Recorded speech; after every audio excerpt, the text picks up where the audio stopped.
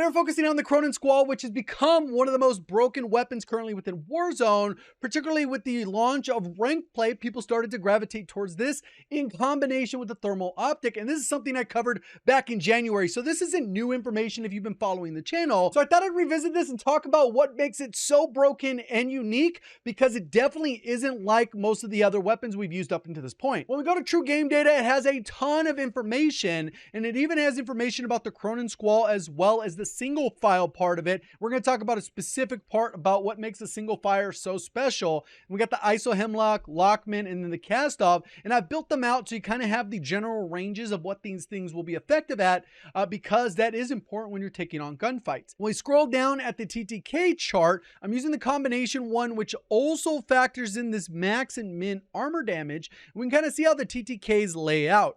Up close, the full auto Cronen Squall is absolutely broken. This is like SMG level meta TTK. If we're talking about for the Vaznev, the Lockman sub, they're right around 540, 530, around that mix. So 579 up close is absurd. And that is carried out all the way to 42 meters. So where these weapons could suffer incredibly, if you get caught off guard, someone coming around the corner, you won't have enough time to swap to your secondary, which is like an SMG, close range shotgun, or whatever the case is.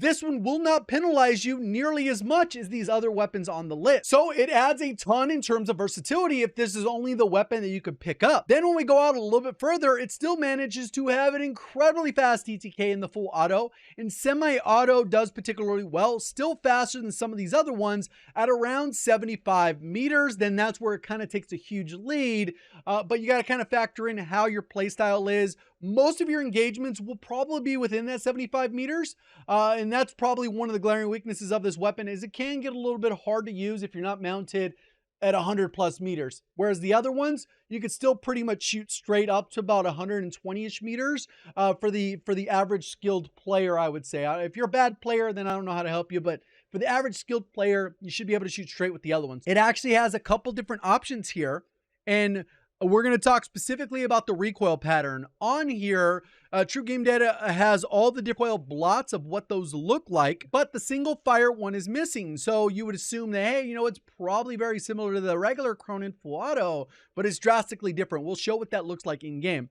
Then you have the ISO, that Lockman, and the cast off, which mostly go up and to the right. That's kind of the standard recoil pattern. This goes against the grain where it goes up and into the left. There's a little bit of shakiness, how fast it gets up there. Those are all variables to consider.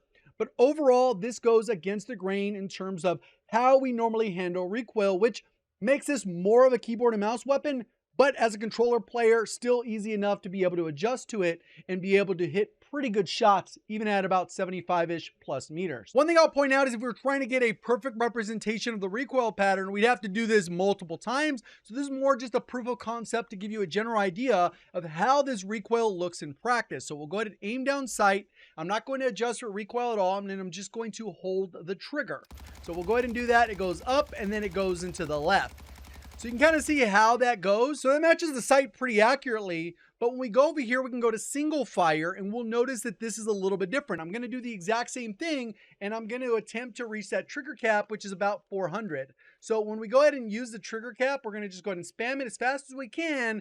And even if we're spamming it super fast, there's a cap where it will stop and it'll just fire at that limit.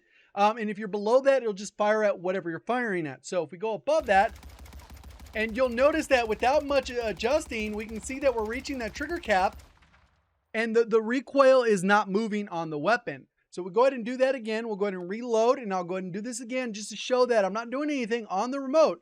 We'll go ahead and go here. We'll go ahead and spam it. And we're not adjusting for recoil pretty much at all. It does have a little bit of movement, and this is us going pretty much trying to like as fast as possible. So when you actually spam a semi-auto, you can adjust for that, and you can kind of spam and let it recenter, and you'll be pretty much able to stay on target. This is particularly good at the longest ranges, so that you're still kind of reaching that trigger cap, acknowledging that there's not much recoil. And then when we go into full auto, we can pull down and then to the right. On keyboard and mouse, you'd pull down and then to the right.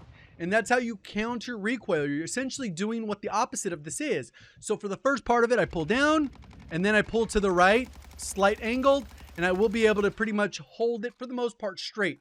Obviously at 75, 100 meters, that gets still a little shaky, that this is not tight enough in that case. But when you're on semi-auto, you can kind of just tap and know that your bullets are going for the most part in the same spot. So that's what makes this incredibly broken, is the option for semi-auto being so powerful and essentially removing most of the recoil. And this kind of covers up a glaring issue with this weapon, is that the recoil is unorthodox and will be harder for most in full auto, particularly at the 70-ish meter range. This basically is a band-aid to cover that up. We go to semi-auto. Just make sure you don't get caught off guard thinking you're in semi and you're in full auto, and then you're able to have extreme accuracy with the weapon and be able to hit your shots, and recognize that no matter which mode you're in, as long as you are hitting your shots, you will have a good TTK. So you can just kind of spam through or just hold the button and you just get the trigger action. So that's kind of how that one works. So when it comes to class setup, there's essentially 3 different options that people will go with. This is kind of like the base build. And then pretty much what some people will do is, instead of using the sock-in, they'll go ahead and use this TYLR8. In terms of a practical sense, I didn't really feel much of a difference. I felt like the sock-in slightly edged out the TY, but I could see why the TY is good, especially when it's removing pretty much almost all horizontal recoil, which is often the hardest part of the recoil to manage. So if you go all in on that, that can definitely help. But then maybe this kind of evens it out, so you kind of have more of a diagonal feel most of the time. And that's kind of why I probably lean towards this one as a controller player. If you are struggling with this one, I would definitely try the TY and see if it feels better for you. But those are kind of the 2 that I would go with. Everyone's using pretty much the same barrel, pretty much everyone using the FTAC Ripper. And then you got the 50-round drum, which gives it insane damage per mag. And even though the other ones that we talked about have a 45 and 60 round mags, this beats those out in terms of damage per mag because of how hard hitting this is, particularly in semi-auto, even harder hitting. And then you can kind of go with whatever optic you want. One that a lot of people are using is the holotherm, just because you're going to be able to see through people through smoke. If that's not the case, you go with the aim up, which has been a meta like attachment for a while. If you're not playing ranked, you're just playing regular pubs, regular public matchmaking, you're good to go with that. And then for this one, I was just messing around with the Teplo Clear, which I covered about thermal optics and cold-blooded. So if you want to check that out, so you kind of have more options than just one thermal optic, that might be worth checking out. So appreciate all the support. Thank you for watching. As always, have a great day.